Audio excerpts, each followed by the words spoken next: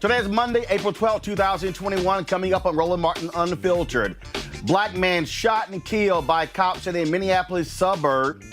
The officer caught on video saying she thought she pulled her taser. Instead, she killed this brother. Protests have erupted there in that city. We'll talk about that, and also the Derek Chauvin murder trial, where his attorneys tried to actually get the jury sequestered. The judge turned that down, and in that trial, the brother of George Floyd testified today as the prosecution called their final witnesses. Folks, in Virginia, an officer fired after video went viral over the weekend of a U.S. Army lieutenant being pulled over for no reason whatsoever, pepper sprayed, threatened by the cops. And in Maryland, they become the first state to repeal the Law Enforcement Officers' Bill of Rights, overriding the veto of Governor Larry Hogan. And the White House is putting the creation of a National Police Oversight Commission on hold. We have a police panel. You don't want to miss their analysis. Kori Gautier, a Louisiana State University student, is still missing after her car was found abandoned on a freeway with her purse and cell phone in the car. And the Baton Rouge cops didn't bother to call her parents to tell them the car was found before it was towed to an impound lot. And Civil Rights Attorney Kristen Clarke has a confirmation hearing scheduled this week. We'll talk about why her appointment to the post to the DOJ is very important in light of so many reports of police misconduct. Plus, we pay tribute to rapper DMX. It is time to bring the funk on Roland Martin Unfiltered. Let's go.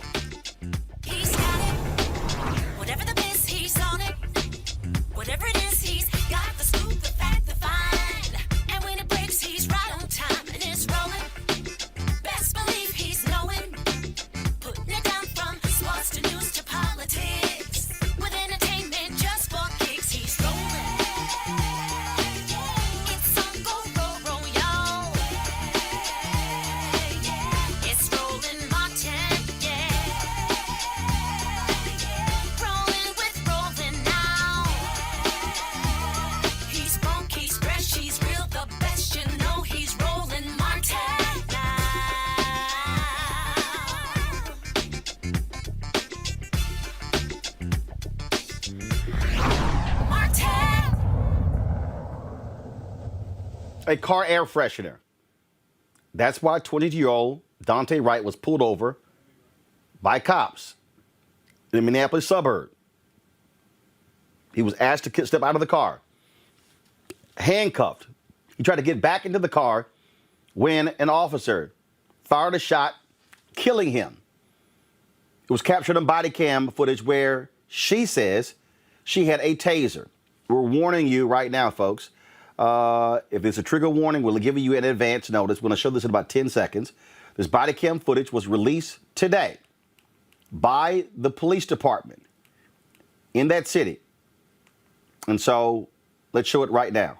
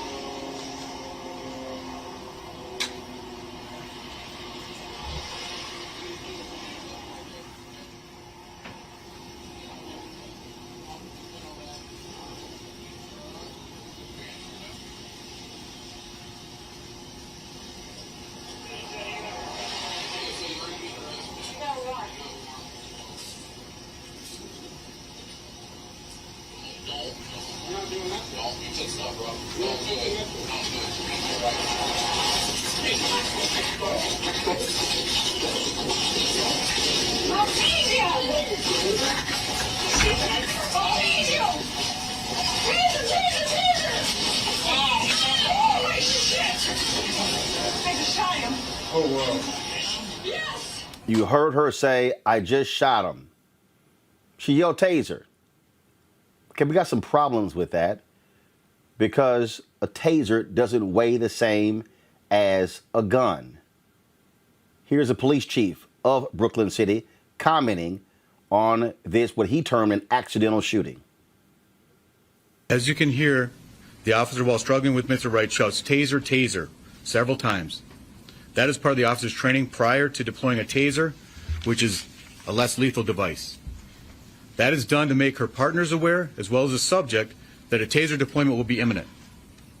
During this encounter, however, the officer drew their handgun instead of their taser.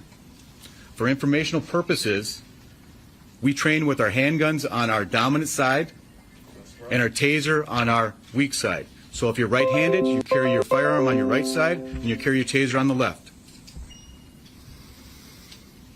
This is done purposefully and is trained.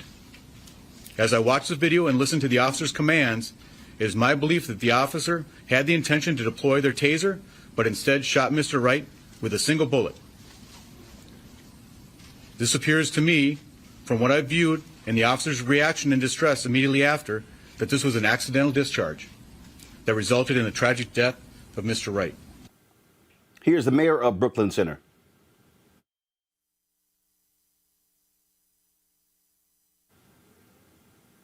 Let me be very clear. My position is that we cannot afford to make mistakes that lead to the loss of life of other people in our profession. And so I do fully support releasing the officer of her duties. Now, the incident that happened about 10 miles from where George Floyd was murdered by Derek Chauvin, again, who's on trial for the death of George Floyd. Last night, thousands took to the streets and were met with police in riot gear and tear gas. Today, there were numerous questions at the news conference where the mayor was questioned about the response to the folks who were out there protesting.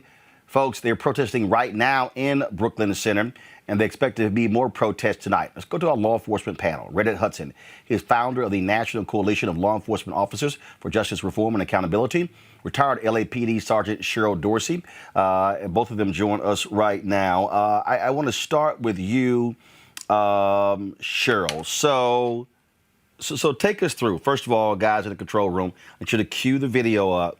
And Cheryl, this is what I don't understand. She pulls the gun out. She thinks it's a taser. It's about 5 seconds go by before she fires. How does she not know that she grabbed the gun and the taser? Don't they weigh differently? Don't they feel differently?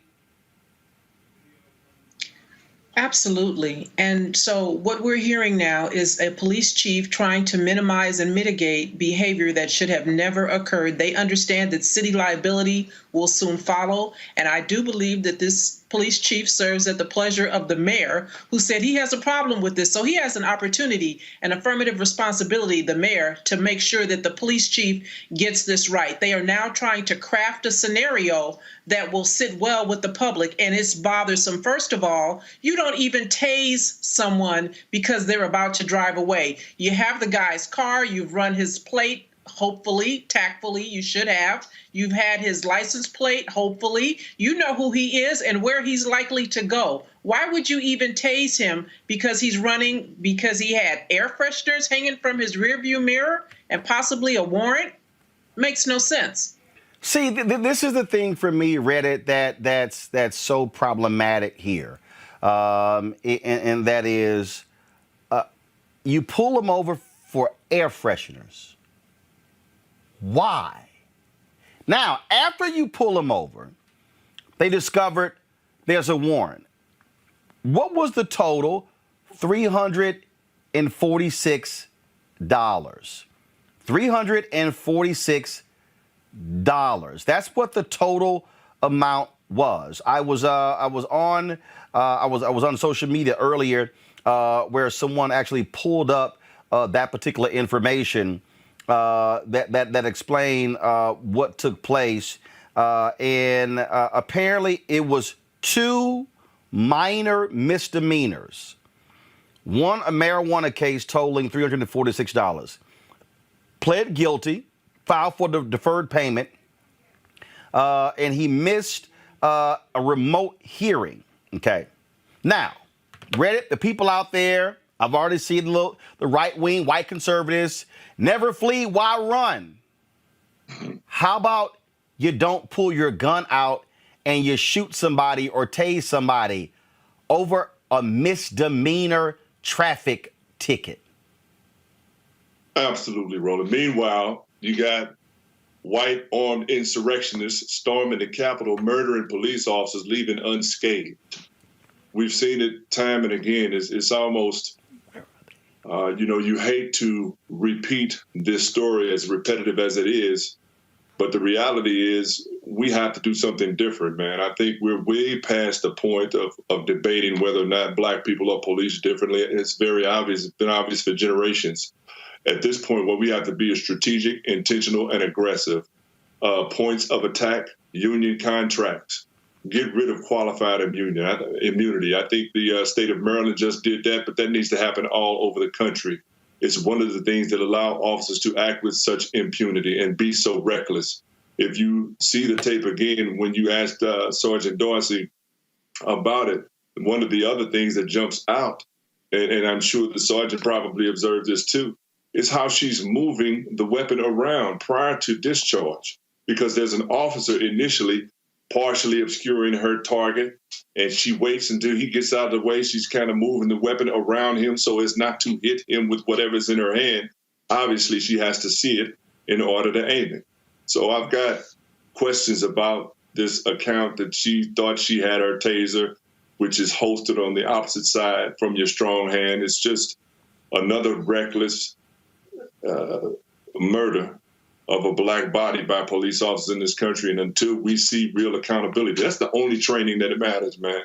That's the only training we need right now. People need to start going to prison. Cities need to pay the money to the families that have been injured, but people need to start going to prison. Derek Chauvin, perhaps this officer after the investigation. I can hold anything in my hand, man, and say anything I want to. It doesn't necessarily indicate what my intention is. If I point a gun at you and say, lollipop, lollipop, lollipop, and pull the trigger, I've still shot you to death. And that statement that I made is not exculpatory at all. Dr. Lacey Davis, founder of Black Cops Against Police Brutality, he also joins us. What is strange to me, you've got a cop on the opposite side of the car. You've got a cop who's dealing with Daunte. You got another police officer. You got a minimum of three. We didn't see anywhere. You got a minimum of three police officers. He hops back in the car. Again, what I don't understand is, how is your first instinct to grab a weapon, taser or gun? A gun wasn't found in the car. There was no indication that there was a weapon in the vehicle. She's on the side of the vehicle. The other officer's on the side with her. The other officer's on the other side. He's not about to run over somebody. So I'm just trying to understand, from a police standpoint, what causes you to pull out a taser or a gun in that circumstance? Well, Roland, you guys are touching on it, but I think we're about 200 years past where we should be in having this discussion. And that is that what the thought process is contempt of cop. It is that you are black and we have told you to do something and we expect you to do it. Law enforcement continually repeats this theme of the foundation of how policing comes to be. Slave patrols, controlling the movement of black people at all costs. And so while we logically don't understand it because we cannot get into the minds of that type of pathology, it makes sense to me of 20 years of watching this and now studying this, because we see this continually. We do not see the same kind of pretextual stops and misrepresentation of taser, and shooting a gun of white people.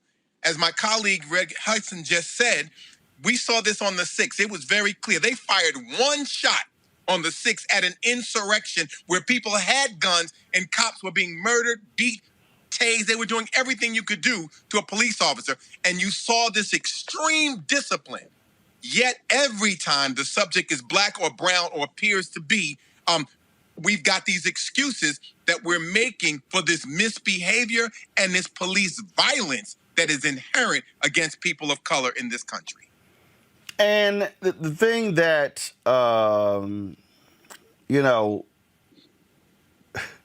The thing that is amazing to me here is how immediately it becomes, oh, it's just a pity the officer involved. Listen to this nonsense from Martha McCallum on Fox News today. But it also makes sure there's due process and fairness. Yeah, I mean, that is the question. And you hear all these individuals talking about reform and accountability, and you hear the emotion also coming from these police officers. We just heard it from the sheriff. We heard it earlier from the chief of police who oversaw the officer who committed this act. And, you know, you have to think about that person as well today, because that officer's life is forever changed by this what is being referred to as an accident. You know, what needs to be done? I mean, you all looked at this in so many different ways. Really, Cheryl?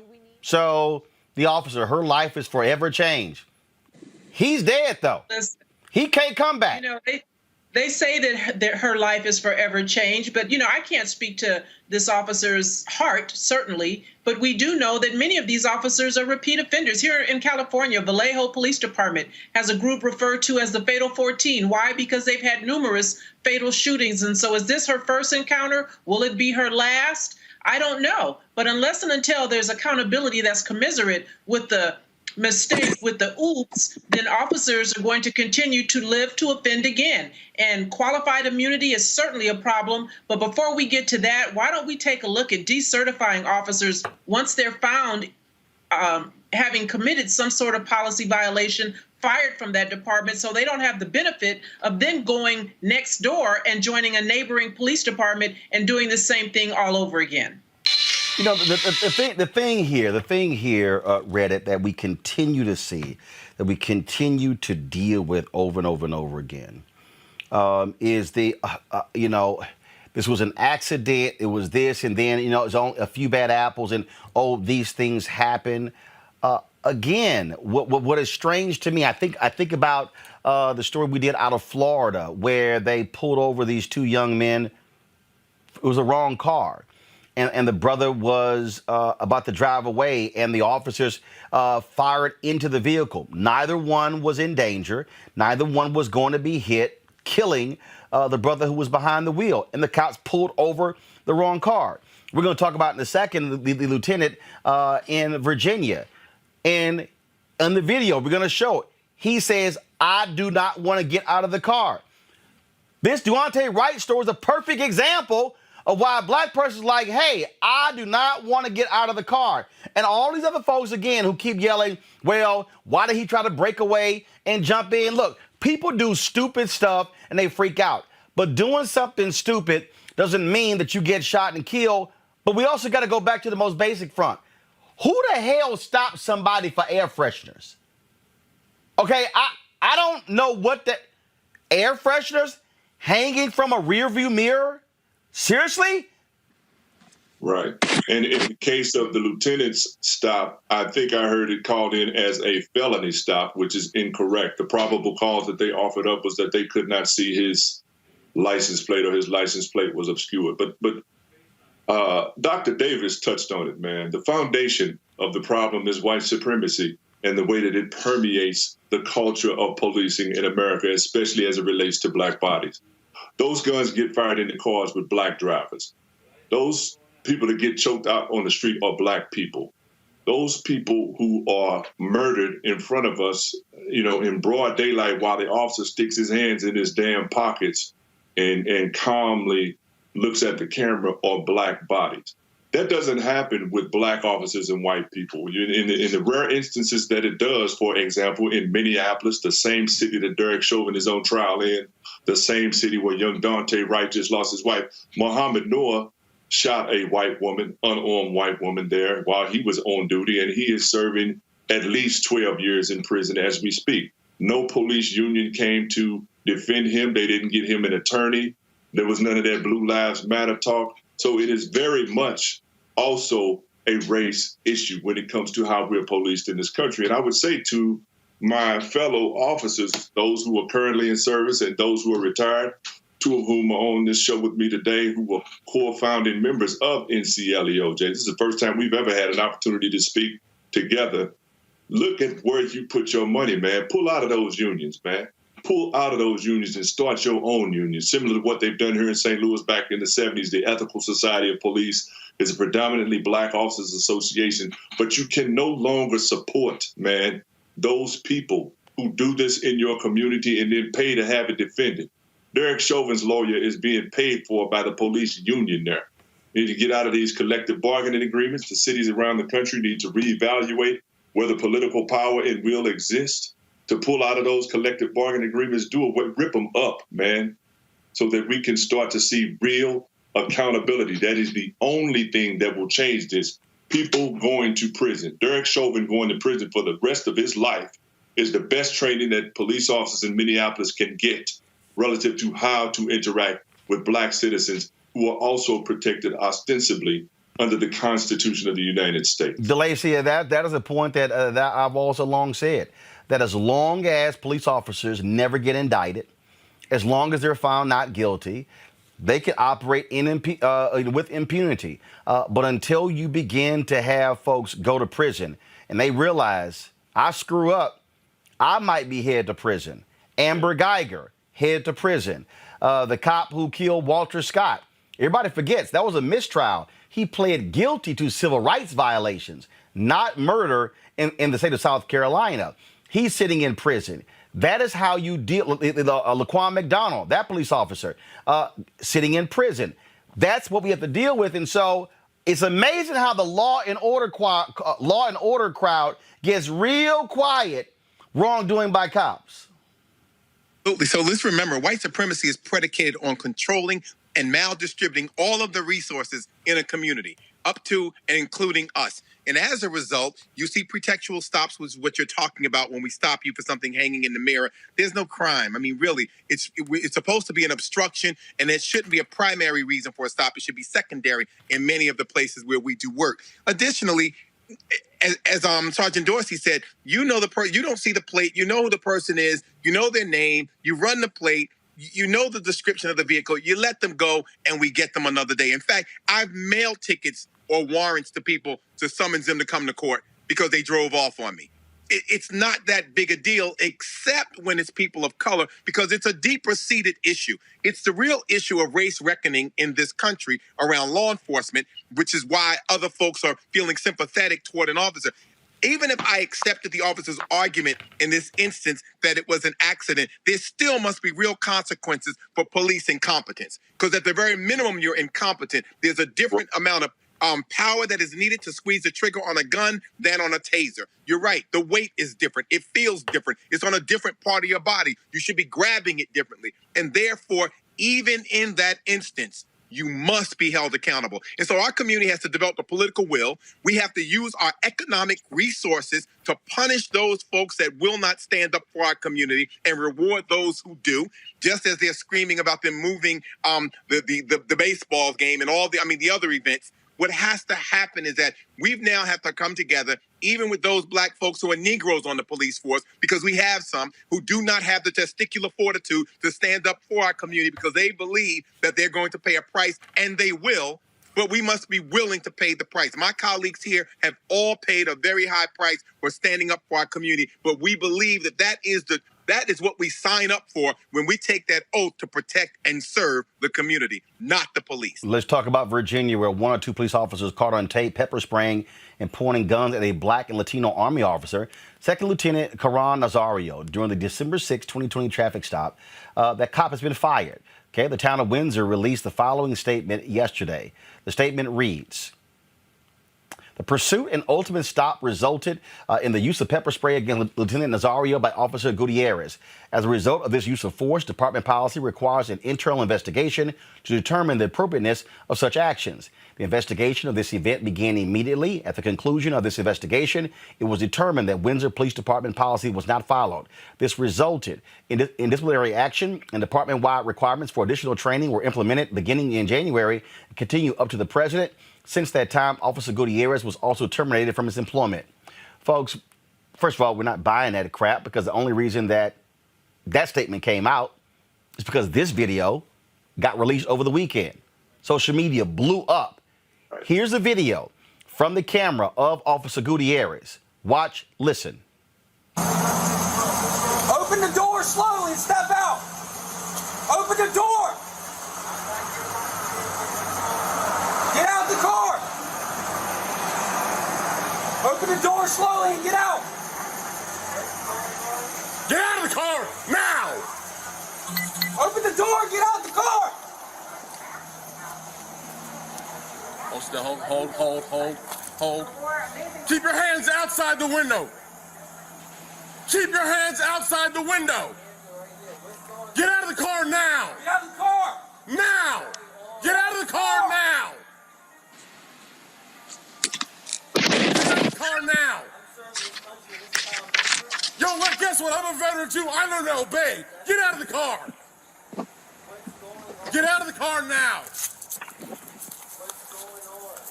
What's going on is you're fixing to ride the lightning, son. Get out of the car now. Get out of the car now. Get out of the car. Sir, just get out the car. Work with us and we'll talk to you. Get out the car. You received an order. Obey it. I'm honestly afraid to get out. Can I? Yeah, you should be. Get out. What's Get out. on? Get out the car. Get out I now. have not committed any crime. You're being stopped for a traffic violation. You're not cooperating at this point right now. You're under arrest for. You're being detained. Okay, you're being detained for obstruction of justice. Traffic violation. I do not have to get out the vehicle. You haven't even told Really? me why I'm being stopped. Really? Get out of the car now. Get out of the car. Get your hands off me. Get out of the car. Get your hands off me. You know what? Get your hands off me. Not a Get your problem. hands off me. Back up, I Daniel. didn't do anything. Don't do that. Sir. Get out of the car now. Hey, sir. Get out of the car now. Sir, I'm trying to talk Get out. to you. Okay. I'm trying to I'm gonna talk. talk. Get out. Just get out Relax. the car. Can you please Get out. relax? Can Get you out. Please relax. Get out of the car right now. Now. This is not how you treat a vet. I'm actively serving this country, and this is how you're gonna treat me. Back up, Daniel. I didn't do anything. Back up. Whoa, hold on. Daniel. What's going? Hold on. Watch it.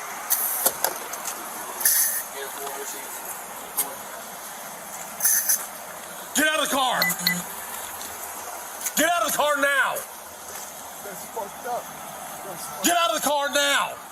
Sir, just get out the car. I'm trying to breathe. Get out of the car now. That's fucked up. That's really fucked up. Yeah, get out of the car and get on the ground now. You're gonna get it again. I don't even want to reach my seatbelt. Can you? Take your seatbelt off and get out of the car. Can you please? Get out of the car now. Listen, take off your seatbelt and get out of the car. Look, I'm just gonna please. You're gonna do what you're told. Get out of the car. Look, Take your seatbelt off and get out of the. Take your seatbelt off.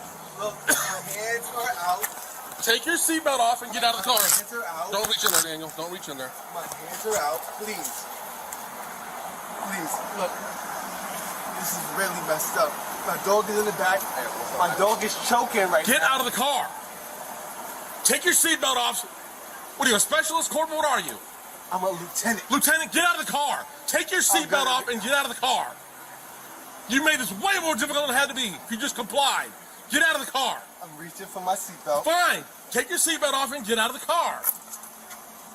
Straight onto the ground. Straight onto the ground. Ma'am. Is your commanding officer available? Down. Let's go. Is your commanding Let's officer go. available? Get on the ground. Get on the Can you ground. please talk to Get me on the about what's ground going now. on? Get on the ground or you're getting sprayed again. Get on the ground. Can you please talk to me about what's Get on going the ground. on? Get on the ground now. Can you please talk to me Get on about the what's ground. going Get on the on? Can you please talk to me about what's Yes, sir. going on? You're not.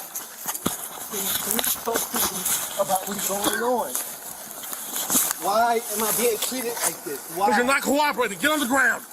Why am I being treated like this? This is really messed up. This is really messed up. Sir, well, just work with me. This is fucked up. This is fucked up. This is fucked up. This is fucked up. This is fucked up. Now, that was the video from Officer Gutierrez. This is the video of, I'm going to show some of this, of Nazario. He was shooting from his cell phone. Go. Let me see your hands. How many occupants are in the vehicle? What's going on? How many occupants are in your vehicle? It's only myself. Why are your weapons drawn? What's going Open on? the door slowly and step out. Open the door! I'm not getting out the vehicle. What's going on? Get out the car! Open the door slowly and get out! What's going on? Get out of the car! Now! Open the door and get out the car!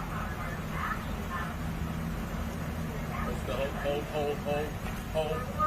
Keep your hands outside the window.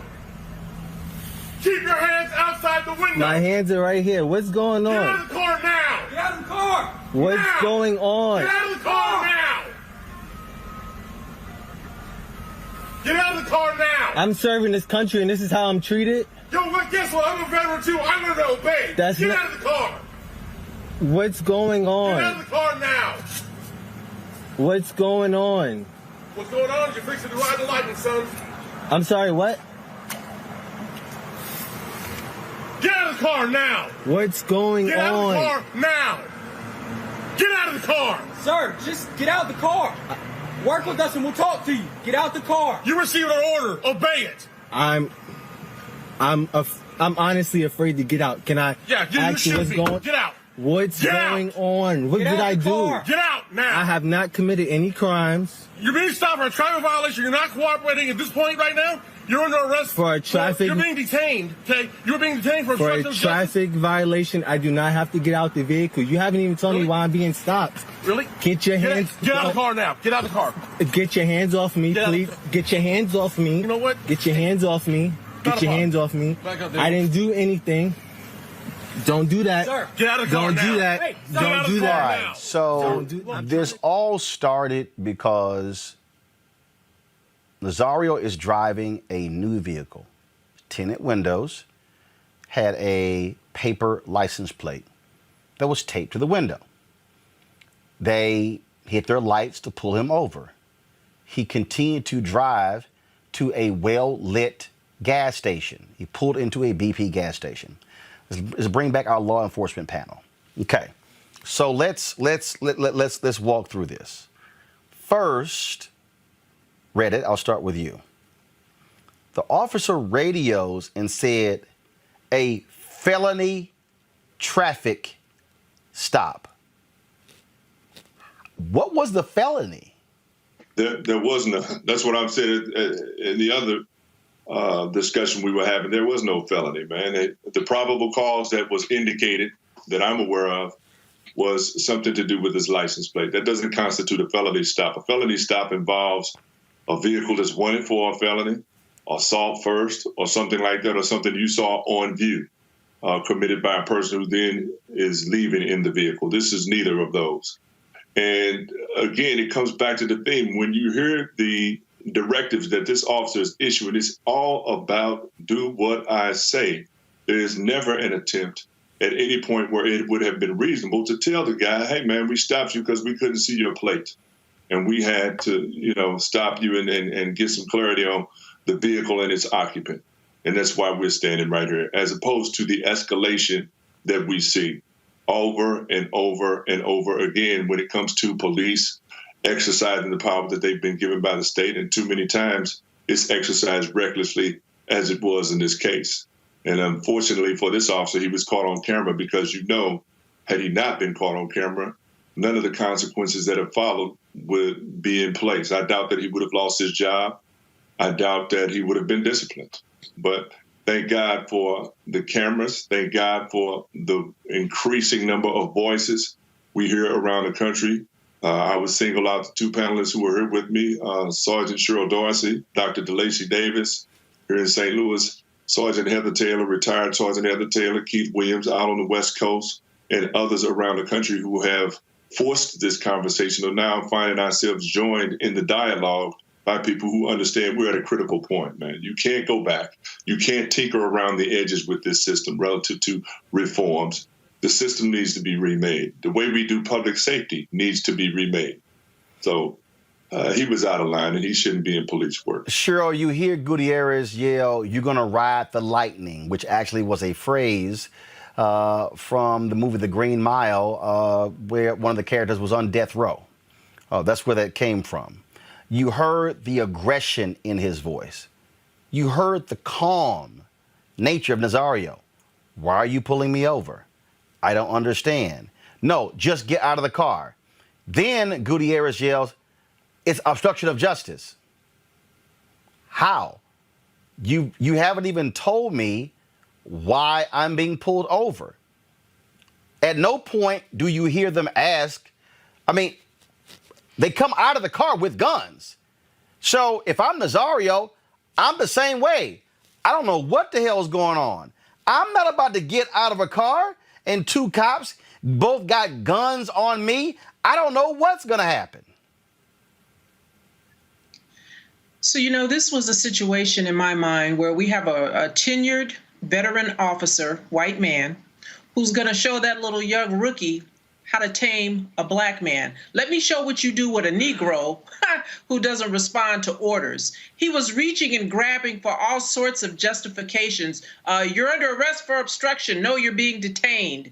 And you can see the rookie officer, he doesn't know what the hell's going on. He's looking left, right. He's trying to figure out what his senior training officer is doing. He's trying to mimic some of the actions that he sees the more seasoned officer engage in. This is not a training issue. This is somebody who has animus because a black man had the temerity to not follow his order. And so for that, sir, you will pay. See, and the thing here that is crazy, DeLacy, again, watching this, and we're going to pull the video up in a second of when a senior officer comes to the scene and they're providing him treatment, but Nazario says that you guys threatened my military career. That also happened during this encounter. This isn't about, as my colleague just said, about training. I think it's about training day. I started the conversation with the mentality. We're talking about a warrior mentality versus a guardian mentality. We're talking about law enforcement versus public safety. We're absolutely talking about a lack of respect for black and brown men by white men, period. It's as simple as that. It's not convoluted. You don't have to reach for straws. We don't have to go train anybody to de-escalate. The lieutenant was de-escalating. Through all of this, he was very calm in his demeanor. They were giving conflicting commands.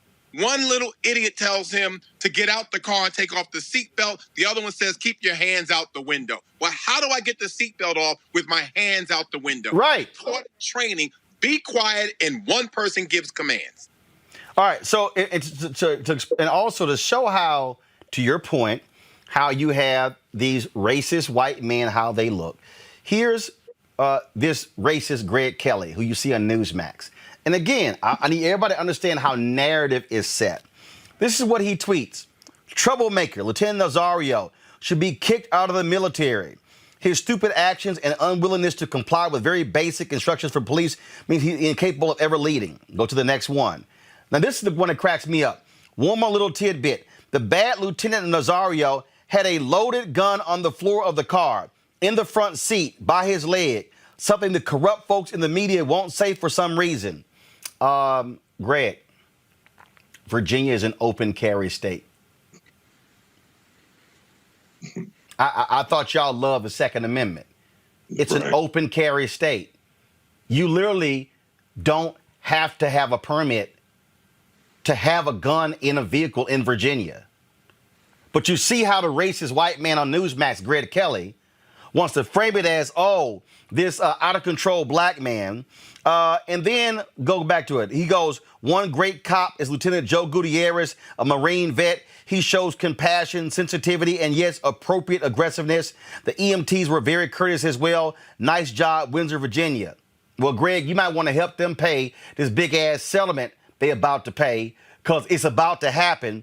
But again, just to show, just to show again the sheer racism, this fool here literally says, I've seen generals with less attitude, arrogance, and swagger than this second lieutenant. Anybody who sees the video saw Lieutenant Nazario as cool and calm as collected. Here's what the governor of Virginia had to say, Ralph Northam. This is the statement that he actually released. Pull it up, please. The incident in Windsor is disturbing and angered me, and I am directing the Virginia State Police to conduct an independent investigation. Our Commonwealth has done important work on police reform, but we must keep working to ensure that Virginians are safe during interactions with police. The enforcement of laws is fair and equitable, and people are held accountable. I'm inviting Army Medic Lieutenant Karan Nazario to meet soon. We must all continue the larger dialogue about reform in our country. Cheryl, he has filed a civil suit against Windsor. They know they're going to have to pay up, because here's the deal. He was released after all of that. No charges. So why the hell did you pull him over? And, we see this time and time again. And, I often talk about what happens when a police officer kills one of us. And then, of course, there's only one story to tell, and it's the one that they've crafted and created. Thankfully, Lieutenant Nazario did not lose his life. The governor wants him to come meet with him. I hope he doesn't let him talk him out of the civil suit. Let them go ahead and throw buckets of money at him like they always do when they harm or kill us. They do nothing to change substantively that police policy. And I hope that someone in Virginia will take up legislation that will decertify officers like we're trying to do here in California, so that this Gutierrez can't go to another department right next door. Firing him was a great first step, but that doesn't preclude him from joining another police department who's sympathetic, like we saw with Timothy Loman. After he shot and killed Tamir Rice, there was a neighboring agency who decided they wanted to give him a second chance, but it was really a third chance. And so we see time and time again officers being gifted resignation and then being well compensated. Betty Shelby shot and killed Terrence Crutcher. This heifer's now teaching how to get away with murder. I call it, they call it, how to survive a critical incident. And so it's outrageous that this continues to happen, but for accountability, substantive accountability, this will continue. Reddit, that's just what it boils down to. And when we talk about the actions taken to stop this, we see what has taken place in the state of Maryland, where the legislature there, they have actually overwritten vetoes of various bills by the governor of Maryland. A bold move, if you will. Lawmakers repealed the Law Enforcement Officers' Bill of Rights, making the first state to do so. The Law Enforcement Officers' Bill of Rights would have protected police officers from investigation and prosecution. New rules have been put in place requiring officers to prioritize de-escalation tactics, and imposes a criminal penalty for those found to have used excessive force. Also, discipline for officers who use excessive force will be largely decided by civilian panels, with police chiefs still maintaining a role in the decision. How important is this action by the Maryland legislature to override these vetoes by Governor Larry Hogan? Oh, I think it's huge, man. I think it's huge, and I think it could become a model or precedent for other places around the country that have the kind of political mass that they had there in Maryland. They had to have enough votes to override the governor's veto, which they did, and rightfully so. I think you're going to see changes in terms of outcomes in police encounters there in Maryland, and I think you can see those same changes anywhere that those kinds of moves are made. To Sergeant Dorsey's point, that certification piece is critical. It has to be looked at. Qualified immunity must be done away with. And I think we have to start looking at these collective bargaining agreements that unions put in place, many of which include the kinds of disciplinary protections and lack of transparency and time between the time that you commit a crime or are involved in a critical incident, and you have to provide a statement, you get all this time to get your story together, and all these other protections that the average citizen like you and me don't get when we commit a crime. So I think it's huge, and I think the nation is ready for that. I've said on in other spaces, our top-line administration, the Biden administration, now is the time for courage, man. This is not the time to be waffling around and nibbling at the edges and tinkering with quote-unquote reforms. You all were put in office on a mandate, a nationwide mandate to do something about the racism that is at the foundation of criminal justice and most intensely reflected in police culture and police encounters between Black people and the police and the communities they live in. We have an opportunity now to do that, and I'm confident that we're going to keep doing that, although I'm aware that there's going to be a fight in it because the other side is well-resourced and committed to the white supremacy that's at the foundation of the system they serve. and maintaining the status quo. DeLacy, the thing here also when you're dealing with white liberals who don't get it, take James Carville. He was on a interview with Weekly Standard editor Bill Kristol where he was bitching and moaning about cancel culture and what he called the drag on identity politics. And this is what he said. It's the thing that I'm most worried about. Carville told Kristol about these issues. They're always trying to get somebody fired. They're outraged at somebody all the time, and it just wears people down. This is Carville. He ripped defund the police. But here's the reality. The people who advocated for defund the police, who were pushing for as an aggressive stance as possible, that's what leads to what took place in Maryland. That's what leads to what took place with the New York City Council and the same thing when it came to the immunity clause with police officers. That's why we're seeing the changes. And so Carville, for all of his focus on let's just get Democrats elected, well, Carville, white boys like you not getting shot and killed. White mamas are not having to be on television like Daunte's mama and Eric Garner's mama. See, that's what's not happening. See, so all these folk who will say, oh, y'all shouldn't be, oh, it's like this is hurting us politically. No, it's hurting us as a community and as a nation. Yeah, so I think there's a couple of things. There's racism with the liberals and the conservatives, right? Because at the end of the day, we still continue to lose at the end of the day. I don't think that anybody else gets to tell us what hurts and how long we should cry about it and how we should respond to it. I want to acknowledge Senator Jill Carter in Maryland because we've been working with her office and others in that community since 1997. So that's how long it has taken Maryland to get to where they are today, because people like Jill Carter and those who preceded her were taking on this fight long before it was popular. And so the Carvilles of the world, you're right, their children, they're not having the talk with their little white children, Joey, Tom, Bob, Susie, whoever else they've got in their community, but we do. They're not ducking. They're not dealing with double consciousness. They're not dealing with double marginality. The reality that black folks have got to constantly have to be seen through the eyes of white America, which is what you heard when that officer was giving commands and demands to the lieutenant. What he was essentially saying was, boy, stay in your place. And because you're out of your place, I'm going to correct you. And that's what we're talking about. What we're really talking about is America's racial reckoning. She has been exposed. The vulnerabilities have been exposed. The inequities have been exposed. And so folks have to pick a side. And that's where we are at this point.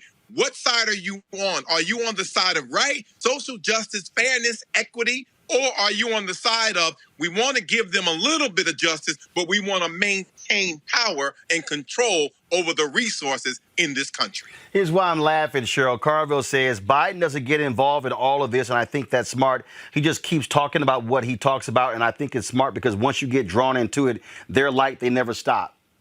But President Biden also, but he's also, of course, he said he was going to establish a National Police Oversight Commission within his first 100 days. It's not being placed on hold. Why? Because the White House got with national civil rights organizations and police unions and decided the commission is not necessary, redundant, and that more focus should be placed on meaningful police reform that brings profound, urgently needed change. Biden's administration is in full support of the George Floyd Justice in Policing Act. The thing here, Cheryl, which again, while I'm laughing, is because, oh, right, a commission. Obama had one. Okay, don't create another damn commission. Change the damn laws. That's right. Absolutely. And, you know, this whole George Floyd Justice and Reform and Policing Act, it sounds good and sexy, but the fact of the matter is there are no real teeth behind it. A lot of the things that they're proposing, some of it is already being done. Putting officers on a registry nationally is certainly not going to stop a Derek Chauvin. Every police officer who cuts up is on a list somewhere. Do you think that they didn't know who Derek Chauvin was? He had 18 personnel complaints. And so I've been very vocal about this whole national registry. And, you know, the police chief there in Minneapolis taking the stand and speaking out. And, you know, everybody wanted to give him kudos and a pat on the back. He gets no brownie points from me. He's been the chief over there for 2 years. They know exactly who Derek Chauvin was, yet they allowed him to live to offend again. And the other officer, the Asian officer, Tao, who stood sentry, he was responsible for a $25,000 settlement because he hit a black man in the head with a flashlight and knocked his teeth out. So knowing who they are, discussing it, having a panel, a registry, and all of that good stuff, is meaningless and it will do nothing to deter these officers. In the midst of this George Floyd trial, we still see outrageous and egregious behavior. They haven't been able to control themselves since last May, and here we are today talking about Daunte Wright in the midst of everything that's gone on nationally. Folks, and while that is happening, the Daunte Wright shooting, we get the protest there. Of course, the trial of Derek Chauvin is taking place in the murder of George Floyd. We're in the third week in the final day. The prosecutors called a variety of witnesses, including the brother of George Floyd. Earlier, though, Judge Peter Cahill ruled that Floyd's friend Maurice Hall will not testify. He also turned down a defense request to actually sequester the jury. Here is a roundup of today's testimony. Do you have an opinion as to whether George Floyd would have lived if not for Mr. Chauvin's subdual and restraint of him for 9 minutes and 29 seconds on the ground? Yeah. Overruled. A reasonable degree of medical certainty. Yes, I believe he would have lived. What role, if any, do you feel that the fentanyl played in the cause of Mr. Floyd's death? As far as I can tell from reviewing all of the facts of the case, I see no evidence at all to suggest that a fentanyl overdose caused Mr. Floyd's death. As cardiologists, do you occasionally have to care for patients who struggle with opioids or opioid addiction? Absolutely. So here you found that the fentanyl, in your opinion, played no role in Mr. Floyd's death. Would you tell us why it is you hold that opinion? How do you reach that conclusion? Well, I think I would break it down to just two major reasonings. Number one, it appeared to me that Mr. Floyd, who was an acknowledged frequent chronic user of substances, particularly opiates, likely developed a high degree of tolerance. There's even one emergency room visit that I had reviewed where he came in and he told the emergency room team that, he was tearful and he says, I'm having trouble with substance abuse. I think he said I took 8 Percocets within 2 hours. He had no side effects from that at all. They observed him for a couple hours and they discharged him. And just so looking through it looked like he had built up a high tolerance just in general to opiates. But the second, and just as important, maybe more important, was I didn't see any of the signs of an opiate overdose when I reviewed the videos. So Dr. Rich, then, taking into account all of the evidence that you reviewed, do you have an opinion to a reasonable degree of medical certainty as to whether Mr. Floyd's death was preventable? Yes, I do. Would you tell us what that opinion is? Yes, I believe that Mr. George Floyd's death was absolutely preventable. You testified that Mr. Floyd, based on your review of the video, did start complaining of shortness of breath prior to being placed in the prone position, right? Yes, I heard on more than one occasion he say the words, I can't breathe. And if Mr. Floyd had simply gotten in the back seat of the squad car, do you think that he would have survived? Check, Your Honor. It's not calling for medical testimony. You may give if you have a medical opinion as to that. Overruled to that extent.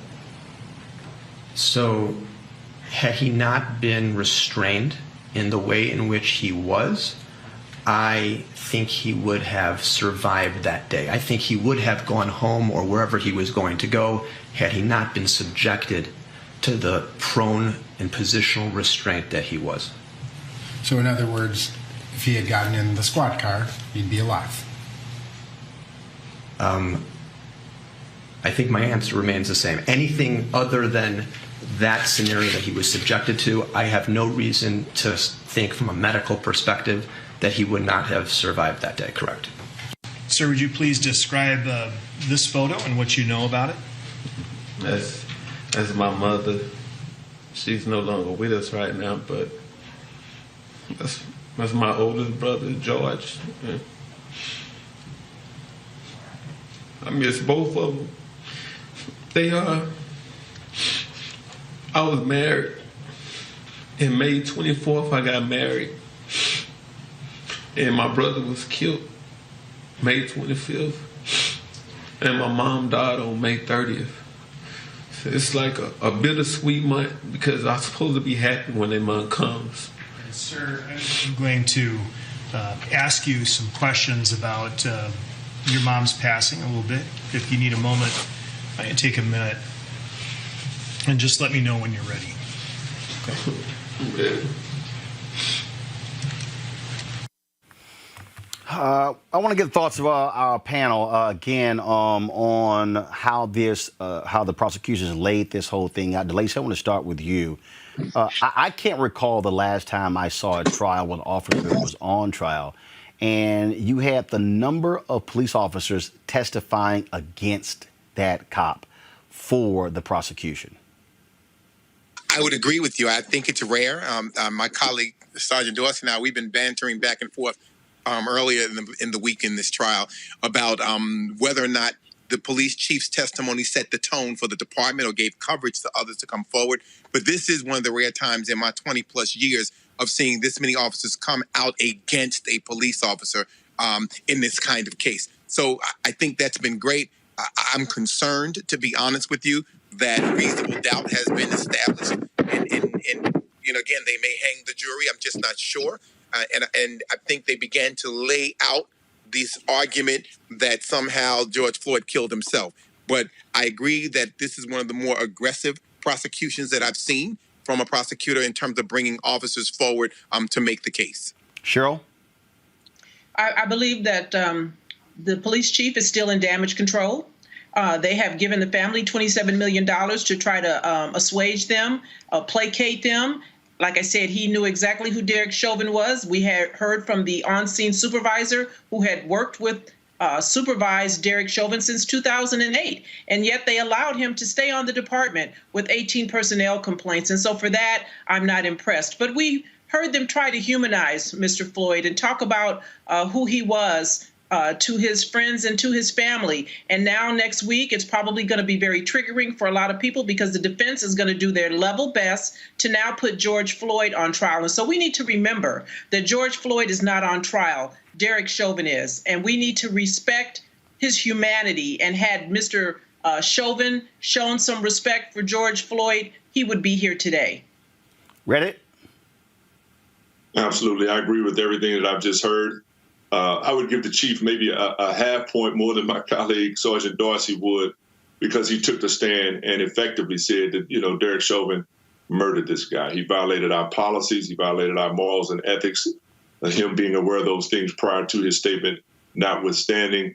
But the brother, the attorney, I can't remember his name right now, who has been handling most of the expert witnesses, has been on par excellence, man. I think you can't lay a better foundation for a reasonable jury than he has to establish the fact that Derek Chauvin murdered George Floyd. And we all saw it on camera. You can believe your eyes.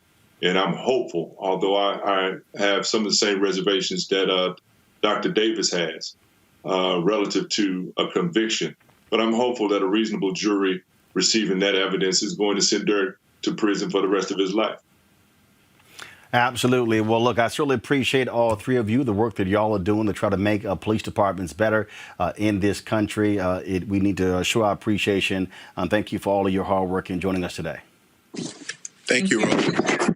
All right, folks, got to go to a break. When we come back, we'll tell you the case of a missing black woman in Louisiana. And also, Republicans are really going after Kristen Clarke big time when it comes to keeping her from being in the Department of Justice, heading the Civil Rights Division. We'll talk about that with her former employer, the Lawyers Committee for Civil Rights Under Law, and we'll pay tribute to DMX. All of that in the second hour of Roland Martin Unfiltered. Back in a moment. I believe that it's movement time again. In America today, the economy is not working for working people. The poor and the needy are being abused. You are the victims of power, and this is the abuse of economic power. I'm 23 years old. I work 3 jobs. Work 7 days a week. No days off. They're paying people pennies on the dollar compared to what they profit, and it is time for this to end. Essential workers have been showing up to work, feeding us, caring for us, delivering goods to us throughout this entire pandemic, and they've been doing it on a measly $7.25 minimum wage. The highest check I ever got was nearly $291. I can't take it no more. You know, the fight for 15 is a lot more than about $15 an hour. This is about a fight for your dignity. We have got to recognize that working people deserve livable wages. And it's long past time for this nation to go to 15 so that moms and dads don't have to choose between asthma inhalers and rent. I'm halfway homeless. The main reason that people end up in their cars is because income does not match housing cost. If I could just only work one job, I could have more time with them. It is time for the owners of Walmart, McDonald's, Dollar General, and other large corporations to get off welfare and pay their workers a living wage. And if you really want to tackle racial equity, you have to raise the minimum wage. We're not just fighting for our families, we're fighting for yours too. We need this. I'm going to fight for it until we get it. I'm not going to give up. We just need all workers to stand up as one nation and just fight together. Families are relying on these salaries, and they must be paid at a minimum $15 an hour. $15 a minimum. Anyone should be making this to be able to stay out of poverty. I can't take it no more. I'm doing this for not only me, but for everybody. We need 15 right now.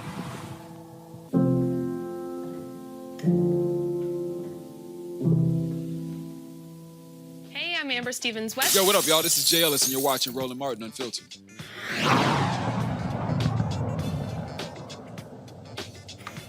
All right, folks, strange story out of Louisiana where an LSU student from Opelousas, Louisiana, Kori Gautier, has been missing for almost a week. On last Tuesday, the LSU freshman's car was found abandoned on the I-10 Mississippi Bridge in Baton Rouge, when another driver struck the vehicle in a crash. Now, her car was still running with her personal belongings in the car, including a purse and cell phone.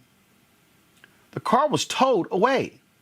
Her family didn't know she was missing until she didn't show up for work the next day. Now, the question is, why didn't the Baton Rouge Police Department notify the registered owner of the car after the crash earlier that day? Law enforcement and volunteers, including the Cajun Navy, are searching for Gautier, focusing much of their attention on a part of the Mississippi River. University officials released the following statement.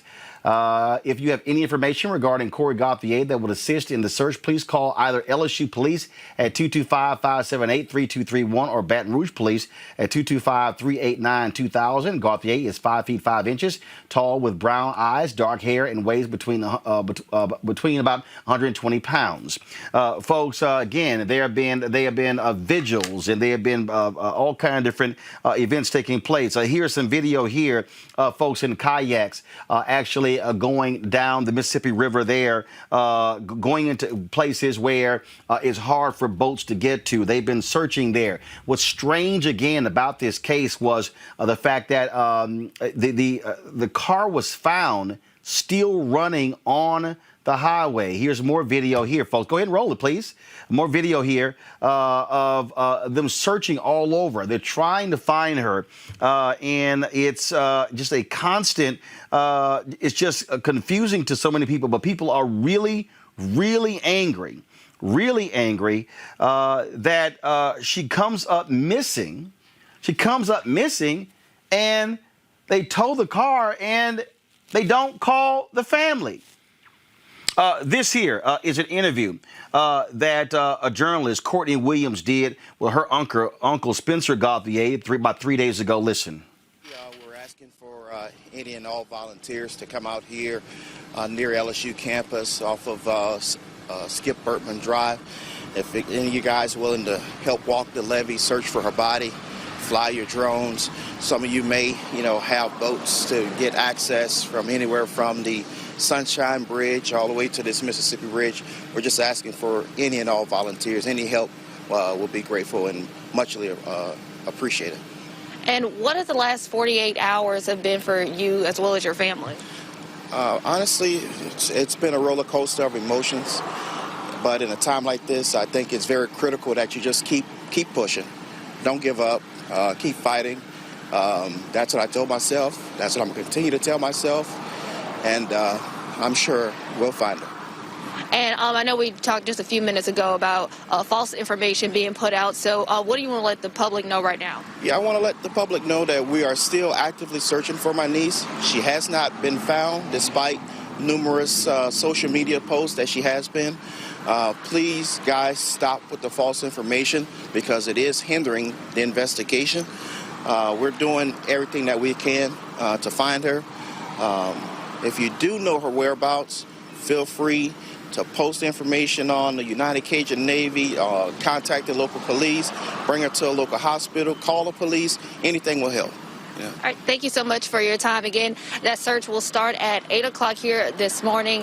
If you or anyone... All right, folks, again, so please, if you have any information, please notify the Baton Rouge Police Department, Kori Gautier. Just certainly a sad, sad story. All right, folks, let's come back to what's happening in Washington, D.C., folks. She's being considered to become the first black woman to lead the Department of Justice's Civil Rights Division. President Joe Biden's nomination of Kristen Clarke is being met with critical opposition by Republicans. I wonder why. Joining me now is the Director of Special Litigation and Advocacy for the Lawyers Committee for Civil Rights Under Law, Dorian Spence. Dorian, it's been quite interesting to sit here and see all the back and forth. First, they targeted Vanita Gupta. Now they're targeting Kristen Clarke. I don't think Republicans really like strong women who are civil rights lawyers. They don't, and the standard is absolutely different that's applied to women of color than there are to their white male counterparts. And what we've seen across or over the past couple of months are vicious attacks that are getting at, that are trying to attack Kristen Clarke's character. But the fact of the matter is that her record on the front of civil rights is unimpeachable. As you know, she started her career at the Department of Justice in the Voting Rights Division, moving on to her time at the NAACP Legal Defense Fund, where she fought for the voting rights of communities of color, primarily in the South. And then her impeccable record as leading the Civil Rights Division for the state of New York. And for the past 5 years, she served as the president and executive director for the Lawyers Committee for Civil Rights Under Law, my organization, which has been at the forefront of the fight for the civil rights of Black people and other communities of color. And what we're seeing out of the Republican wing of the Senate is absolutely sickening. If she is confirmed, she'll be the first woman who's actually confirmed for the full time. You've had interim folks who served the position, but never a woman confirmed to head the Civil Rights Division. Absolutely. And in the 64-year history, that is troubling. Right. We know that Vanita Gupta served as the acting AG, but she was not confirmed by the Senate. And she faced similar attacks from the Republican wing of the Senate Confirmation Committee, and similar to what we are seeing against Kristen Clarke. I think that the Republicans on this particular committee know what her record is, and they know that over this past voting rights season, the Lawyers Committee was at the forefront of the fight for voting rights, in that we filed 50 lawsuits across the country challenging discriminatory voting practices. We've filed many lawsuits challenging housing discrimination across the country, and even fighting on behalf of Black immigrants and other communities of color. Our record in the record that Kristen Clarke has led is one that has really pushed for anti-discrimination laws, anti-discrimination policies, and for the rights of the most marginalized communities in this country. So what are you hopeful? How are you also mobilizing other Black lawyers and others to stand with Kristen as she comes under these attacks by Republicans in the Senate? Absolutely, Roland. Well, as you know, as well as I, and the civil rights and racial justice community across the country, these attacks are threadbare. They're thin. They're going back to things that she allegedly said in college, or people she aligned herself with in college. But her record is you can't question it, right? This is what the Civil Rights Division was put here to do. It was put here to protect the civil rights of all Americans, right? It's the crown jewel, or it's been referred to as the crown jewel of the Department of Justice. And what we've seen over the past 3 months is a groundswell of support from civil rights leaders, from Cheryl Knifel to her colleague Vanita Gupta, to even police officers with the IACP and the National Organization for Black Law Enforcement. So we're not by ourselves here. And our colleagues on both sides of the aisle, in more conservative leading organizations as well, have supported Kristen Clarke because they know that she's the right person for the job. She's not just picked because she's a black face and they want a black face in that position. She's picked because she's done the work and she's dedicated her life and her career to protecting not only the rights of black people, but the civil rights of all Americans. All right, then. Well, Dorian Spence, we're certainly going to be watching that hearing with intense focus on Wednesday. We certainly appreciate you joining us. Always good to see you, Roland. Yes, sir. Thank you very much. All right, folks, got to go to a break. When we come back, we'll pay tribute to the life and legacy of Earl DMX Simmons, who passed away Friday at the age of 50. We'll be back on Roland Martin Unfiltered in a moment.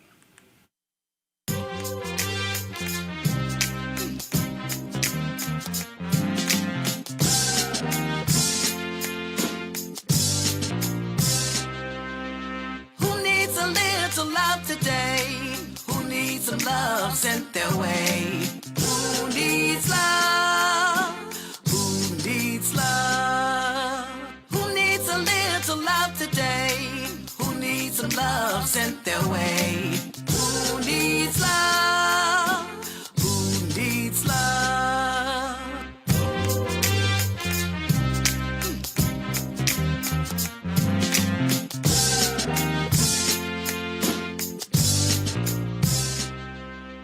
Hey, I'm Donnie Simpson. What's up? I'm Lance Gross, and you're watching Roland Martin Unfiltered.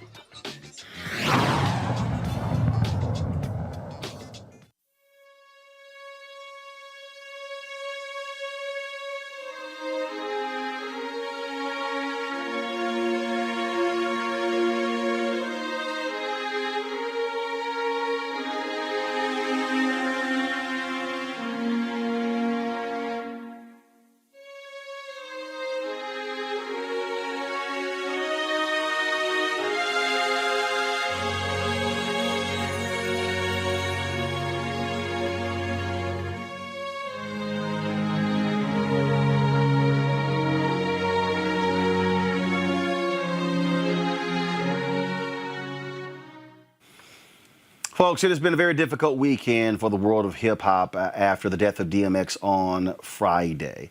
His family removed him from life support at the age of 50. A week earlier, he had suffered a heart attack after an overdose.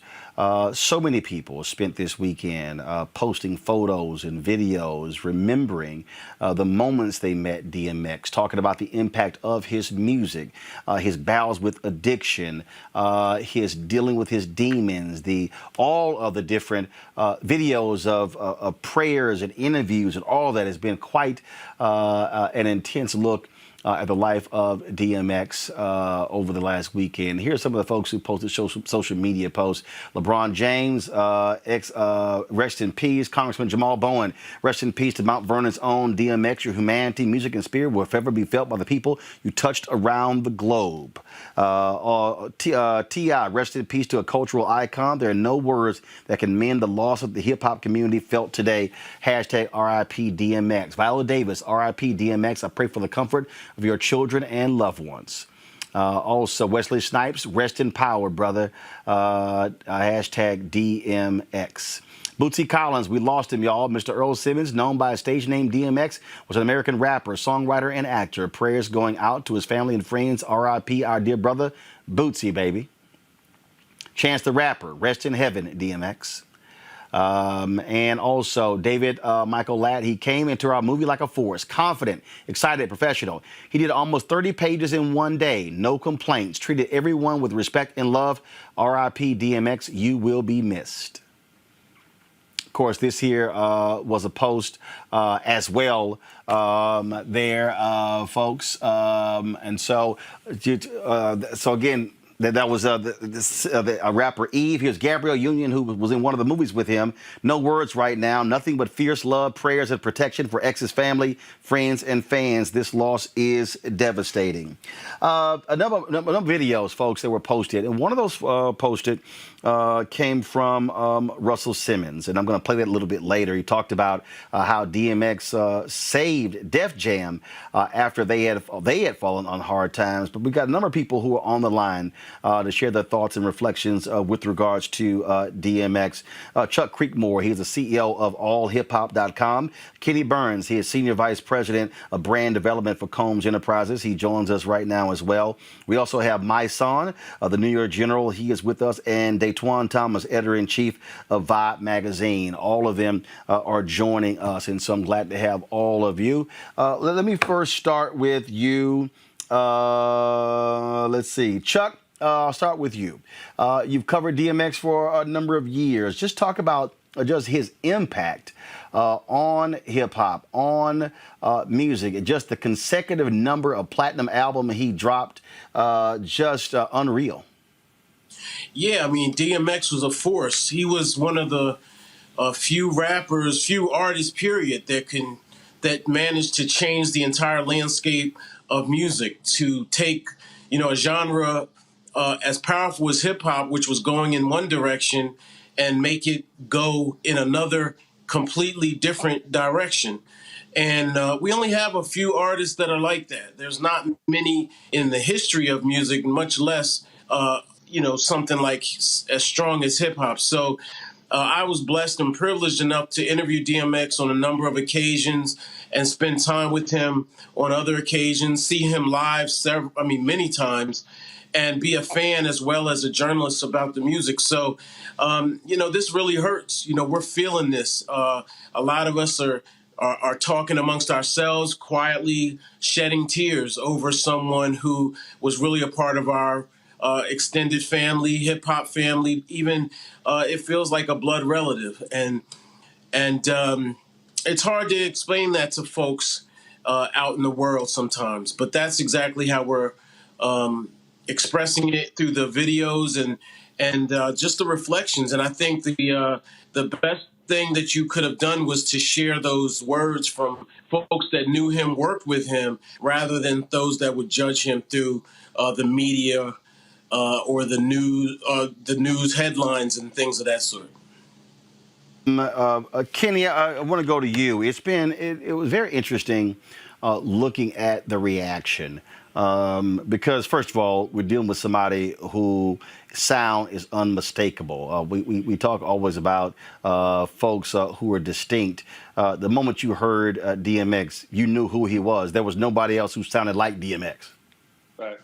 Yeah, no, I remember when Rough Riders Anthem came out. First, I remember the tunnel, and I remember seeing it live. But when Rough Riders Anthem came out, he started the song off with "This is something new," and I don't think we'd ever heard any aggression like that in hip hop. The way he delivered it so clearly, so passionately, so poetically, and it's bugged out to me that when he passed, it finally came to me. He's one of the best poets of our generation. And it was because of all the prayers that were going around. And it took me back to 2016 when I convinced Puff to do the Bad Boy reunion tour. And I just remember him opening up in Brooklyn because he was going to be a surprise guest that night. And he did this prayer, and it was just so dynamic. And over this last week, we've just been seeing like his spiritual offerings, and it's bugging me out. I'm like, whoa, like he was so dialed in to another level of spiritual. And he'll go down as one of the, icon poets of our generation. And he'll be missed, man. My son, that point there, a lot of folks may say, well, how can someone be so spiritual, but then face the addictions and the battles that he faced? But he constantly talked about it. He talked about his imperfections. Look, my wife is an ordained minister, listens to his gospel album, if you will. Some folks in the church would say, how dare you call it a gospel album? But it was an entire album where he was dealing with his relationship with God. You made a post on Instagram, and you talked about the love he showed you and the level of intensity before he took the stage? Yeah, X was different, man. He was an angel. He was one of God's angels. He was one of those souls who was sent here to sacrifice. Like when you read the Bible, when you look the similarities that he had with so many of the prophets, you know, they all had their own struggles, you know, and they all had to deal with certain things. And X, his heart was so pure and he was so talented at the same time. He did not care about worldly things. He was a humanitarian. He loved people. He would sacrifice money and things at any time. That we would go.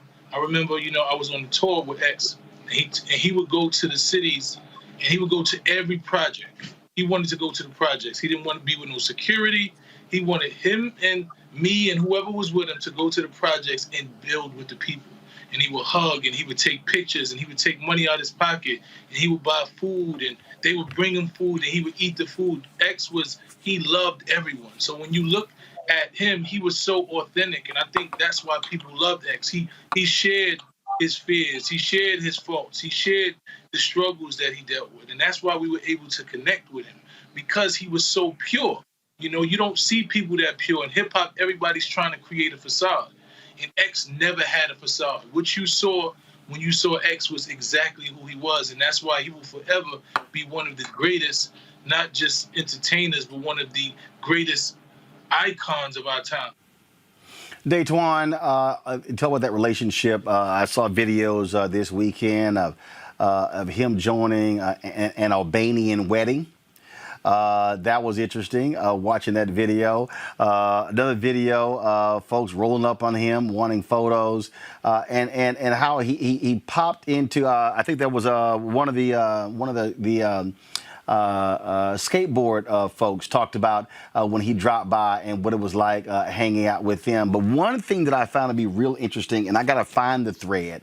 There was this woman who ran into him, who met him on an airplane, had no idea who he was. And the conversation it led to, then eventually she and her daughter invited to a concert later that night. It was an amazing thread, and it's so interesting. You begin to hear these stories, which is unlike, frankly, what we often hear from other celebrities. Oh, no question. X was just a man of the people. He was the people's champ, the people's hero, the people's voice. And Roland, I believe we mentioned that particular story that you just mentioned in one of our pieces on Vibe.com. We mentioned that meeting with that woman on the plane. But I found one of the stories that were, and I have stories as well with X after doing, you know, cover stories with him and stuff. But there was one by Jesse Collins, the great executive producer of all the different live events for BET and the Oscars and stuff. And he just talked about how X was supposed to do, he was scheduled to do a BET performance, and he ends up detouring to go with some people at an airport. They just wanted to drive him around to go get some food and stuff, and he ends up inviting these people to the show for them to see him rehearse. And there's just a bunch of love, and they had car services and everything for him. And he Jesse Collins said that X jumped out this beat up Honda like it was a Bentley with all his best new friends. You know, like that was just the person that he was. He just wanted to be with the people. And with the footage you're showing right now, he never had a hype man. It was always him out there on that stage. I mean, his DJ would be there or Swiss, but it was always him connecting with the people through his rhymes or through those prayers. They felt that ultimate connection. My son, how hard was it to when you see that, when you see his intensity, when you see his focus, but how hard also was it to have to watch him battle those demons constantly? And it seemed like he was in this forever. People would joke about, oh, DMX got arrested again. He's back in rehab. Oh, he filed for bankruptcy. But he was in this constant battle, and he openly talked about this battle with these demons. He put it in the music. When you talk about X, and I say in biblical terms, and I'm going to keep saying because I truly believe he's one of God's prophets and one of God's angels. And all of them had turmoil. All of them fought demons. All of those, and that's why we identified with him. X's life, was here for us to look at. To see someone who was so pure at heart, that had his own demons and his own struggles that he fought with, that he openly fought with you, and he got strength from us to fight with, right? So when we look at X's life, we can see the turmoil. There's going to be young kids that look and say, you know what, I realize what X went through. I understand the struggle and the sacrifice that he made. His life was a sacrifice for a lot of us to learn from. To see someone that talented and that beautiful at heart, one of the most purest at heart people you will ever meet in the world, to have to go through that struggle, it's a lesson for us to learn. And like when Jesus was sacrificed, he sacrificed for sins. And there's a lot of us, X's sacrifice is so that we don't have to go through it. These young kids should follow the life of X and see, when you look at how he got addicted to drugs, somebody that he loved, somebody that he trusted, slipped him something that he didn't even know about, and it had him suffering since he was 14 years old. Yeah. So when you study and you look at what he's been through and you understand who he is, hopefully it would be a lesson that we learn and we're able to be better. This is Chuck. This is a video here, and Daytwan and as Kenny. This is a video here when his body left the hospital on Friday, and just how folks were in the streets and how they were singing to his music. In many ways, this reminds me of when they took Biggie's hearse through Brooklyn for a final trip home before he was buried. Your thoughts? Yeah, I think it's sad, man, how much he talked about not being loved in his music or worthy of love, or and then to see how much he is loved in this actual video, man, it's kind of disturbing, man. I think that, our generation, we got it right when it came to, getting the industry back for what they did to the Cold Crush Brothers and all the people at that time. But when I look at like the mental health side of things and the actual well-being side of things, man, it's just intensified my passion to make sure our people are whole, because, money's not going to fix that empty hole. This man sold, millions, tens of millions of records, and I think it was 70 million records. And, he ended up probably with not as much as he should have had. He, the people that are, there to be, support systems and things of that nature, were far and few in between. And I just think that, we have to do the next generation, our generation now, because we're the gatekeepers, but the next generation, and looking out for each other, man. These record companies, we got to put systems in place to, make sure that people are getting the mental health that they need.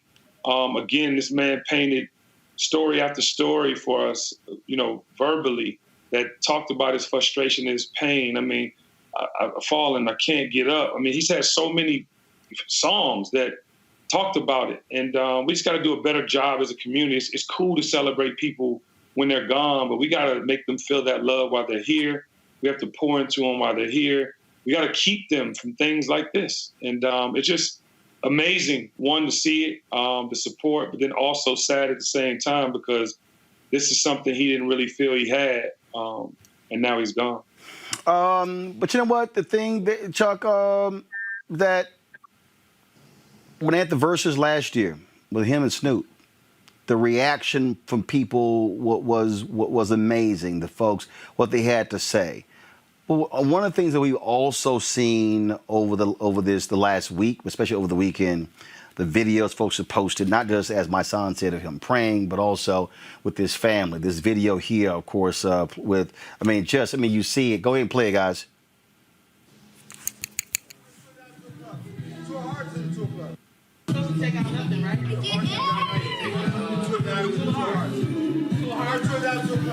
So I think one of the mistakes that we often make is we forget that whether we're talking about DMX, whether we talk about Michael Jackson, whether we talk about Whitney Houston, whether we talk about, a number of folks who we lost, frankly, to overdoses, folks who've died, they had families. Outside of people loving them on stage, They had families that loved them and appreciated them, and they also loved those children. Chuck, go ahead. Oh, yeah, absolutely, man. I mean, there's so many, there's a number of videos online looking at him with his daughter on the slingshot and she being petrified and him actually being, he was scared too, but he was, a father and a comforter of her in that moment. And these are things that we can relate to, looking at him and his son playing and him giving this big hug and kissing him on his forehead. One of my pictures I posted, it's me with him and one of his daughters, and so that she's older now, you know what I mean? So, X has been vilified so badly in the media, and I don't want to harp on it, but we have to call it what it is. They paint a picture of us as black men, and then that translates into some sort of reality. It was wonderful seeing his children all together, smiling, and rooting together for their father, praying for their father, and it's heartbreaking to see them lose him at this time because a lot of them are young. His son is 4 years old. And a lot of them are in their formative years. But I think it's a silver lining that they, in fact, have all of this footage and all of this love, and they can draw from it. And they know that their father was loved. And, I lost my dad at a young age, and he was a teacher. So one of the beautiful things that I have is just a packet of letters from all the kids that he taught. And every time I post something, inevitably there's a nice thread of people who knew and loved him. So for DMX, it's 100-fold, 1,000-fold, and millionfold. And I just love to read the posts about him being that good father and that good man and that angel that my son spoke about. This is the video y'all were talking about of him and his daughter on that roller coaster. Watch this. Hey, hold that. All right, it's gonna shoot us in the. Whoa. Uh-oh. You ready, mama? So proud of you. Yep. You're gonna have so much fun. It's gonna shoot us in the air, mama. Okay? You ready? You hold your head back a little. Hold your head back. Hold your head back. Perfect. Okay. There you go, now. Ready? Okay, mama. It's too late. We gonna do it. It's okay. I got you. It's okay, mama. Hold your head back. Hold your head back. We're gonna do it. Come on.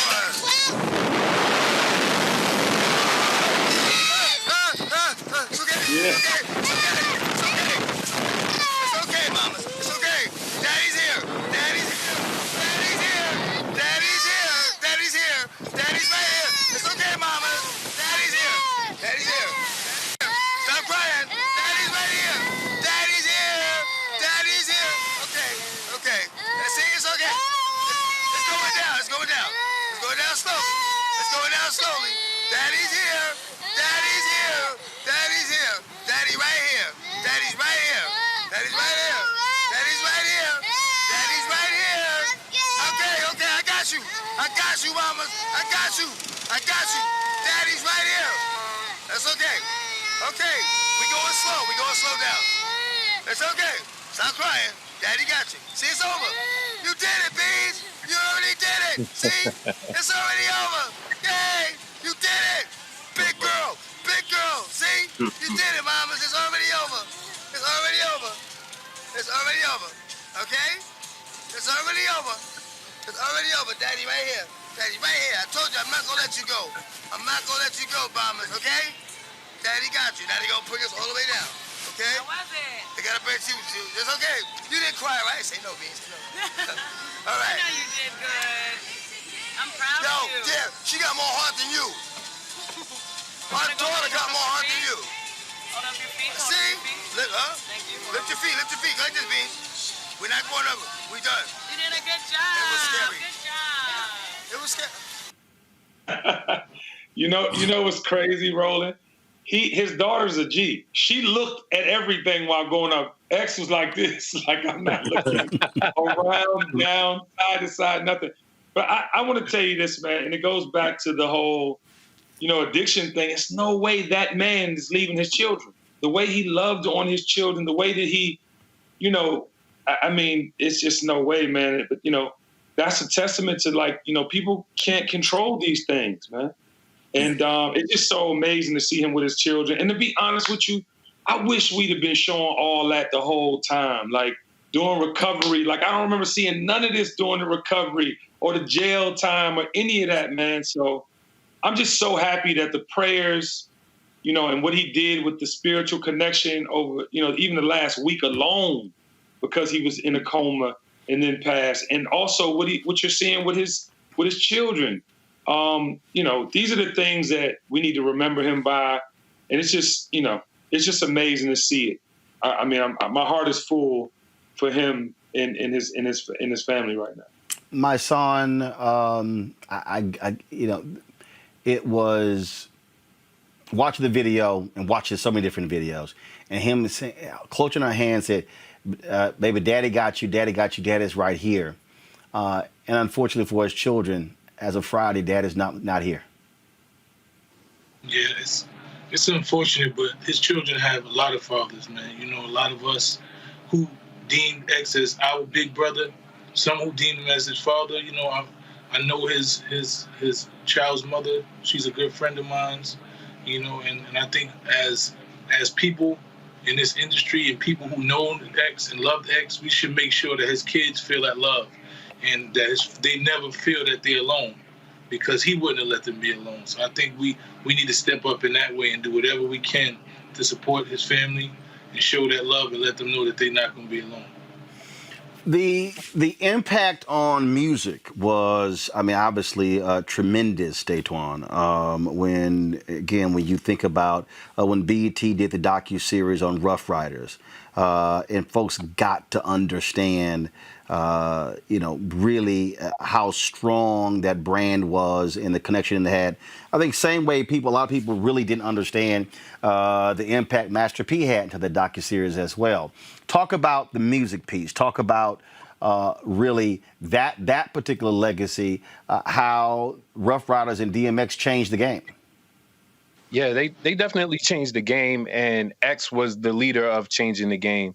I think we all forget how impactful he was during that late 90s run going into the 2000s, to be able to put 2 albums out in under a year, in the same calendar year at that, to both go number 1, just adding to that, that whole 70 million sales, starting the foundation for that. But I think one of the other things that we also forget is the amount of people that he put on. He laid that ground for Rough Riders.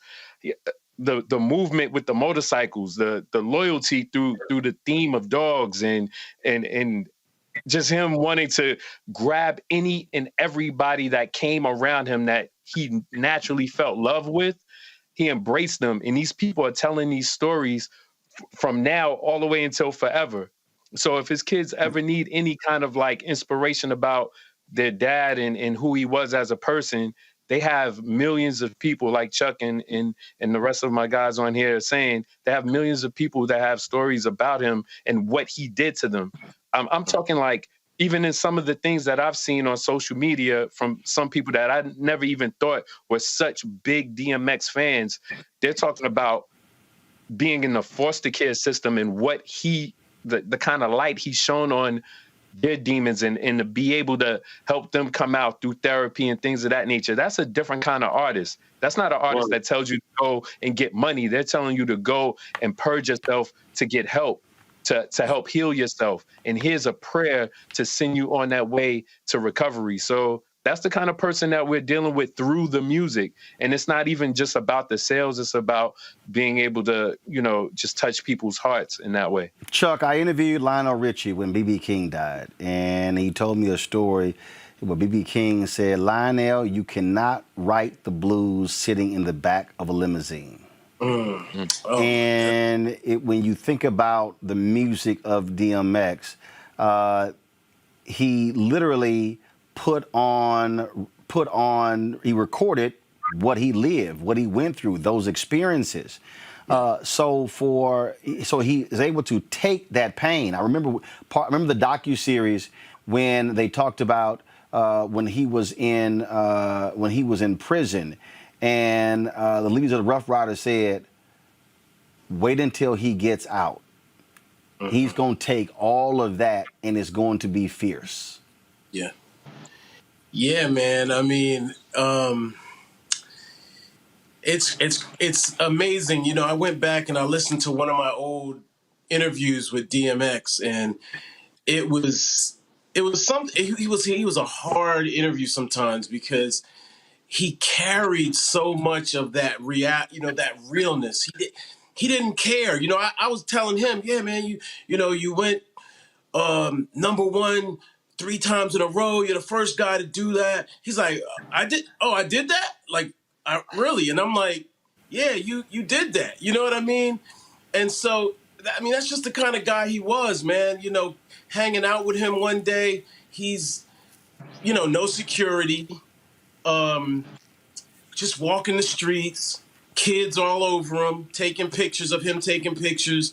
And that's just the kind of guy that he was, man. That's why he's so beloved. And I'm trying to figure out what the comparison is in hip hop, but there really is none. You know, there really is no artist on that level that was that type of person that exists. And I'm actually, I got to be honest, I'm going back and I'm revisiting some of those later albums, and I'm hearing gems, I'm hearing parables and things that I missed, as hip hop transitioned and moved on a little bit.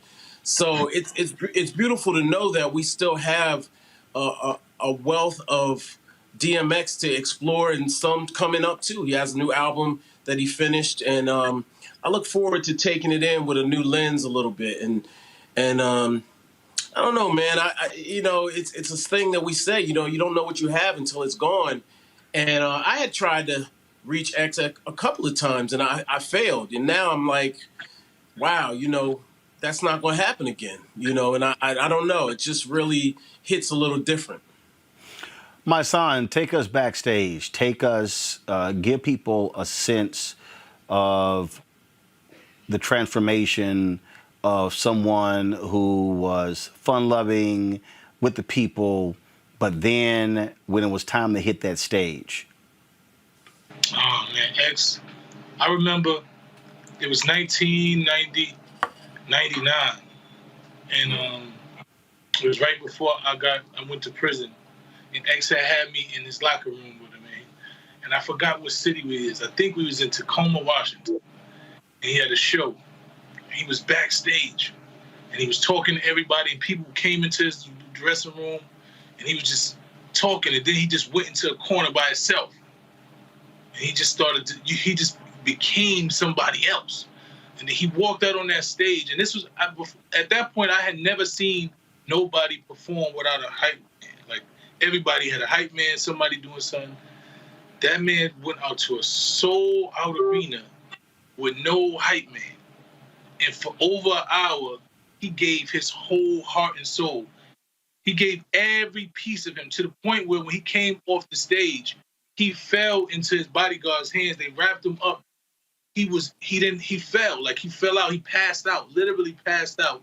And they had to carry him backstage to where he sat down, and they poured water on him, and he started drinking water. Like, he had to revive himself. He gave every inch, and that arena was shaking. Like, literally, X was the best live performer I ever seen at that point.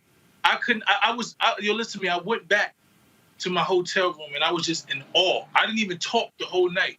And I was talking to my manager, and I was like, yo, I've never seen nothing like that.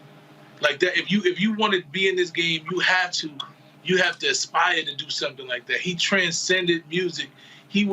I'm telling you, like, when I say he was something so different, man, I never seen nobody that had that. And he performed with everybody. And that night, I think it was the Hard Knock Life tour. Everybody was on the stage, and they did their thing. But when X got on that stage, the whole stage just shook, and the whole world, it was people crying. He did his prayer. You could see people crying. It was just, listen to me. He was anointed so many different ways. He was skilled. he was loved, and he was pure. Yeah, pure. I hear that word a lot with X. Pure. People are using that word. Yeah, that's real. And he also made it cool to be vulnerable, man. I think we, as black men, we have issues with that. And I mean, he was so vulnerable, so transparent, and it shined through his music. And again, man, you know, just like my son was saying about his stage presence, you know, I remember being in the Barclays Center when he did his prayer for the Bad Boy tour. And when I tell you, bro, it was like, I remember the Hard Knock Life tour, like, it was so transcendent. It was bigger than any preacher I'd ever heard. It was bigger than any artist I ever heard. And he just had that magnetism. But I think, you know, one word I want to use for black men is that he was vulnerable and it was okay. And yeah, we're going to miss him, man. Speaking of the prayer, here's one of the videos of DMX praying. Father God, I am just learning how to pray. Bear with me. First, I thank you for the life of everyone that's here with me. Then I thank you for the love you give me. Why? I don't know. I don't deserve it, and it hurts inside. Many a nights I cried and called your name out loud, but didn't call you when I was doing good, too proud. And still you gave me love. I wasn't used to that. Most of the people that gave me love ended up taking it back. That's something new to me. So I'm asking you for time to adjust. Let me make it there. I will be one you can trust. What I stand for, I put my life on, I do. I guess what I'm asking is, show me how to stand for you. And I will rap for you, sing for you, reach for you, preach for you, teach for you. I will love you like you love me, unconditionally. And I will always be prepared for whatever the mission will be.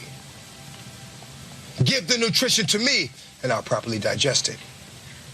And when I give it back, I will show you word well invested. And whenever I go, before I go, let me give. Thanks to you, Lord, for my birth, for every day that I've lived. You gave me a love most of my life I didn't know was there. I give you my life because you cared. Amen. Amen.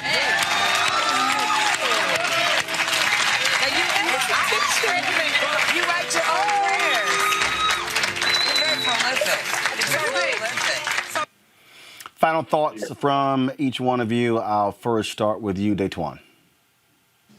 You just have to give it to X for being able to take that vulnerability that Kenny was speaking about.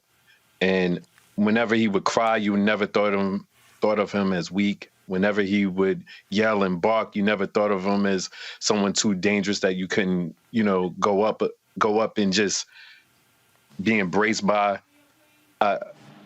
I'm just like blown away by the energy, similar to what Chuck was saying about listening to the music with a new lens. And I'm just looking forward to hearing what he has that's coming out, that he's going to leave us with, you know, that's a little bit more new and where he was just before he passed. So much love to DMX and his family. Kenny Burns.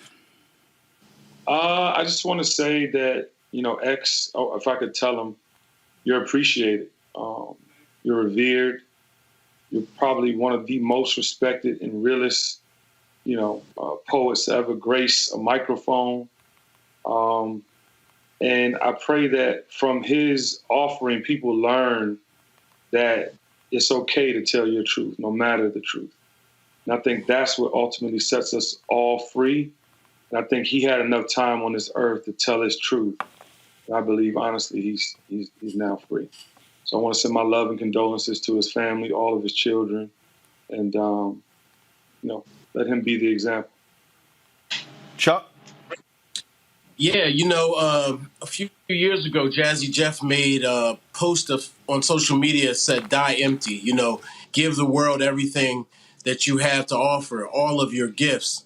And I'm really inspired by DMX. I'm really, truly inspired by his life, his legacy, you know, and looking at him as that person who's given. so much of himself to the people. My company was started in the year 98 when he dropped those 2 albums, and I took those writings and what I did with him, and I put them online, and it really put a battery in the back of my company and allowed us to really flourish because he was that hot. And he was the hottest artist. And I didn't have access to all the hot artists at that time, but he gave us that time. And I think that this is why we're kind of saying, everybody has a DMX story, because that's how much he gave himself to us. So, I hope that others are inspired as well, man, to really share the world with their gifts unselfishly.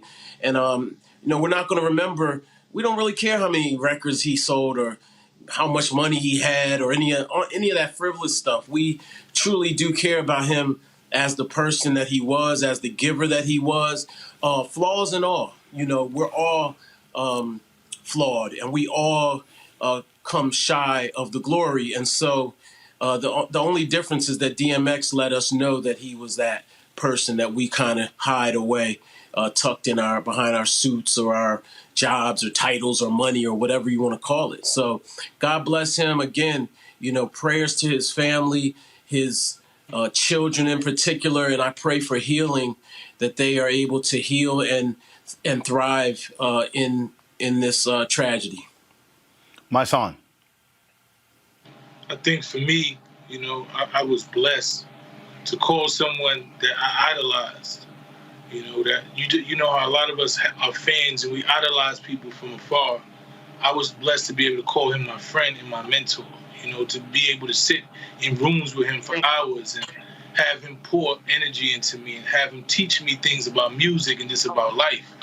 At a very young age, at 21 years old, I sat down with somebody that was pretty much a lyrical deity to me, and I watched him transcend music and transcend life, and I wanted to live my life in that manner. I wanted to be pure, and I modeled my life after the way that X lived his, just being pure, just wanting to be loved by the people that you came in with, loved by just the regular people, just wanting to be pure, so I feel what he's given to us, man, I hope we all have learned the lesson, man, about being selfless and being true to who we are. He never cared about materials. He didn't care about how many records he sold. He did what he did from the heart, man. So I was blessed to have someone like that I called my friend, and I seen him just probably a month ago, and he hugged me, and I hadn't seen him in a long time, and he hugged me so hard, and he was just happy. I was just happy to just see him, man, and put me in a car and drove me to my hotel. He was driving like 100 miles an hour because that's how X used to drive, but just being able to share that energy with him and share that presence with him one last time in his times is just something that is a blessing, and I'll never forget it. Gentlemen, we certainly appreciate you sharing your thoughts and reflections with regards to the life and legacy of DMX. Thank you so very much. Thank you. Thank you. So it's Russell Simmons, of course, the co-founder of Def Jam, offered this video here where he said that it was DMX who literally saved Def Jam. So we lost our brother. It's just starting to sink in. I feel a lot of emotions. I have a number of stories, but I'll tell one. We weren't doing very well at Def Jam, and I was in Malibu. I think I was more focused on other companies. But Kevin and Leo sent me a young executive by the name of Irv Gotti. And Irv came to me and he was bouncing. This is how it's gotta go, man. It's gotta be like this. And he was talking about the way the beat had to feel, right? Just kind of a typical thing an A&R director might do. And that's what Irv was doing. It's like, that's what we gotta do. And I remember getting on the Stairmaster and he started to talk. And I remember staying on the Stairmaster for an hour, which was almost double what I usually did 40 minutes or so. So for an hour I interviewed this young man, and of course Leo and Kevin already had their mind set on hiring him, so I approved him and he went to work. And I kept thinking about the way the music had to sound, the way he was animated and excited. And then not too long after that, I remember doing an interview on Hot 97, and I heard a record by the Lox. And there's a part in the record, and most of you hip-hop fans know it, he said, "Niggas talking shit, back the truck up." I was like, wow, what is this? And then he wasn't a member of the Lox, and I called the office and I said, "I just heard the most amazing vocalist." And Leo said, "Oh, he's signed to us." So I went to the office and I heard "Get At Me, Dog." And it was, to me, so special because Def Jam was built and based on loud, aggressive, abrasive music and vocals to match. That's what we were, loud, we were alternative. And that was the most alternative record I had heard in our office for a long time. It epitomized what we thought Def Jam was supposed to be. Other records were out, you know, they were more polished, they were more R&B. And we kind of rebelled. From the beginning, we talked about how Def Jam didn't do that. Of course, the world was changing, and we were falling behind because there was lots of melody in music. Hip-hop was melodic, but nothing like "Get At Me, Dog." And "Get At Me, Dog" was going against the grain and reminded me of what we loved at Def Jam. So I was so excited. Folks, a moment ago, the family of DMX issued this statement. There were some reports out that saying that people threw out there that Beyonce and Jay-Z had purchased DMX's masters to give for $10 million given to his family. Well, the family has put out a statement saying all that stuff is not true. This is, quote, "There have been a few rumors following our loved one Earl Simmons' passing they would like to clear up. No one has bought Earl's masters. Additionally, we're not selling any merch or raising money for Earl's funeral. If anyone is requesting for money for his funeral, please be aware the person is a scammer. We will keep the public posted on funeral memorial service arrangements. Earl DMX Simmons' family." And so, again, they announced there would be a memorial service later for DMX, and we'll certainly have those details for you when it is available. Folks, again, so many people are just remarking about DMX and about his passing. And if you go on social media, if you go other platforms, I mean, you can see all of these different postings. Folks talking about what he meant and things along those lines. And we mentioned that all the different videos. This is a video that was shot about a month ago of him with a gospel singer, Leandria Johnson, and others there in Atlanta, where they were singing gospel music. Guys, y'all have it in the control room. Please play it. Where they were singing gospel music, they were praying. This has been shared all over social media. That's not the video right there, please. Where they were just talking about, again, they were just having a moment where he was, they were in the moment and they were just singing and dancing and praying. And you saw the intensity. You saw the intensity of DMX and just really just into it. I'm gonna try to find the video for you folks because it was really amazing to watch it because you saw really what kind of person he was and how he understood the power of faith. He understood the power of religion, and it's really hard for people to say, well, I mean, how can you go through drug addiction and then you be this person of faith? But that is the case. I was reading a story today of Vance Johnson, former NFL player, talking about being a Christian and talking about just the hell he went through with his drug addiction and his battles, and he knew that he needed to be saved, and how he could not just how he fought it and went to a coma for 28 days. And then coming out of that, he realized that was another life for him. And so I think it's important for us not to be so fixated on a person's demons and their failings and not realize that we all have our failings. If we really want to be honest, a lot of us aren't public like DMX. Folks aren't looking at us. They aren't seeing us and seeing our faults and frailties. If something happens to a lot of you out there, if you get arrested, guess what? They aren't showing your arrest. They aren't start putting you on TMZ. And so I think we just have to be very understanding of what folks are dealing with in these moments of crisis. And so this is one of those videos right here. Check it out. All right, so not sure why. Let's see here.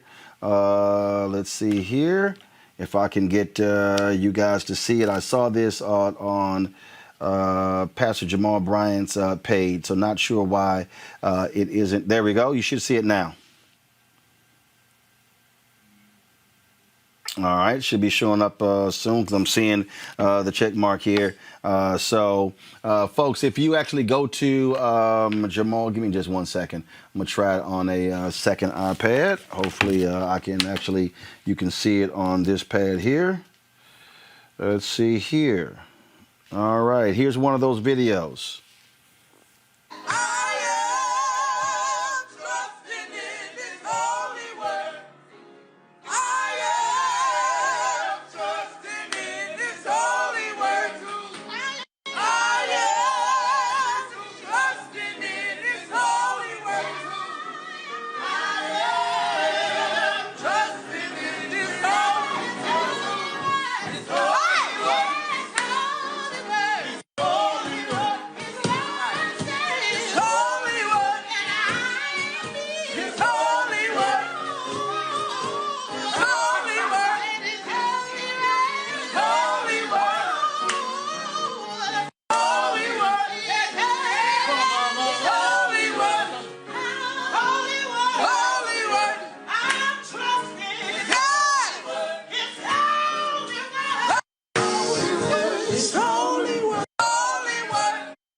Here's the last video. No weapon formed against you. Come on. Yeah. Everybody that's here on your side, it won't work. No weapon. Yes, sir. Formed against you. Okay, I hear you. It won't prosper. Okay. It won't prosper. Okay. It won't Yes, prosper. ma'am. Okay. It won't prosper. Say it again. No weapon formed against me. It will prosper. Okay, no matter. DMX, dead at the age of 50. Folks, we'll see you tomorrow right here on Roland Martin Unfiltered.